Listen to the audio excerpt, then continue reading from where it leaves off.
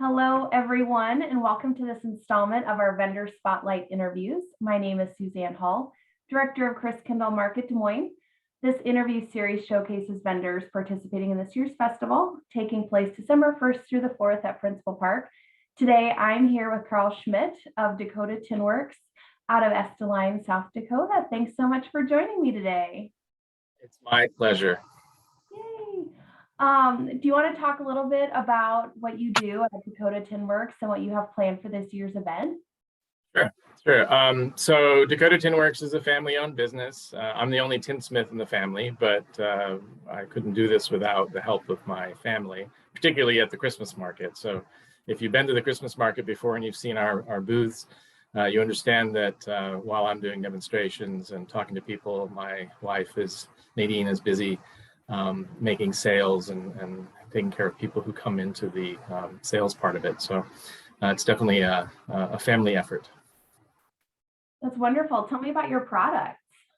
All right, so I have kind of two areas that I focus on. One is reproduction. So I do a lot of 18th and 19th century reproduction pieces. So that could include things like lanterns or candle sconces or cups, or the kinds of things that you might see at a living history event or in museums. The other area is the thing that's probably most interesting to people at the Christmas market, and that's all the ornamental stuff that I do. So I do a lot of ornaments and tinsel of various kinds and decorative pieces, pierced candle holders, things like that. And they usually have some kind of a Christmas theme. So that's the other area of focus in my work. Yeah, and tell me about the material you work with. Tin, obviously, but do you work with any other materials? Yeah, so the main thing I use is tin plate, which is basically sheet steel that's been coated on either side with tin. And what that does is it acts as a rust inhibitor, and it's very shiny. So if you've seen the things that I make, you can see your reflection in them. And so these were very popular items back in the day. It was called poor man's silver, so you'd see a lot of pieces that were made to look like silver pieces, but they were actually made out of tin plate.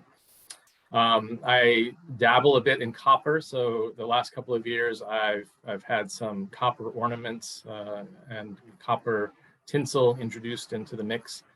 So if people came to the Christkindl market last year, they would have seen some of the copper items, and those actually sold pretty well. So I think there are people who like that sort of thing, and I'm happy to provide them with some of those items. Yeah, I saw some of your copper ornaments last year, and they're gorgeous. I think they're a great complement to the tin items. Right, yeah, I think so too. And you'll be doing demonstrations, but tell me what do you draw inspiration from for your work, your passion? Yeah, a number of things. I buy a lot of study pieces, as I call them. These are old tin pieces that might be 100 years old or more. And I look to see how they're made and how they're designed and how they're decorated. And so that's one thing that provides me with some inspiration. Another area is simply Germany. I lived in Germany as a boy for 5 years and went to a German school. I lived in Frankfurt am Main. And so things that are German are of great interest to me. And so I often do a bit of research to find new things that I can adapt to the kind of work that I do. And then the Pennsylvania German heritage, that's also something that's in my background. Some of my ancestors settled in Pennsylvania from Germany in the 18th century. So that's another area that I look at to derive some inspiration. So if people come and look at my items, you can probably see these influences in the work that I do. Sure, that's fun. And as a past vendor with us, what keeps you coming back year after year? Like, what do you enjoy the most about vending with us? Why do you come back?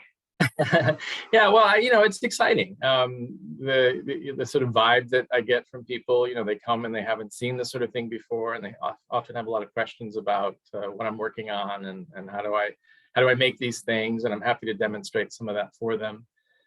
It's just kind of an exciting, event. Lots of people are excited to be there. They're having a good time, and it's Christmas time, and so that's always fun too. And so we all enjoy it very much, and I think that's what keeps us coming back year after year. And to be honest, we actually do make a lot of sales, so that's also a good thing. Just to be practical about it. Sure. So it's like, I think I told you last year, this is our biggest event of the year. So, we're happy to come back and do this year after year. Yeah, and we're just so thankful that we can provide an outlet for the heritage crafts and the endangered crafts. We're different than a craft show and a holiday bazaar. We're really trying to amplify the heritage crafts, those that are practiced by a few still around the world. So we're so glad that we're able to have you and that you can show folks what it is that you still do. We're happy to do that, and we're thankful that you provide this opportunity Yeah. for us.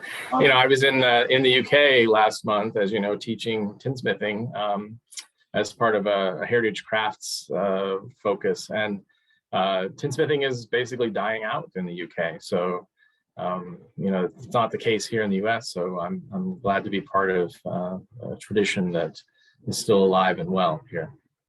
Yes. Well, thank you, Karl, for joining us today. As a reminder, you can purchase all of his wonderful wares at Christkindlmarket Des Moines, taking place December 1st through the 4th at Principal Park. And be sure to check back here on our YouTube channel for the next installment of our vendor spotlight interviews.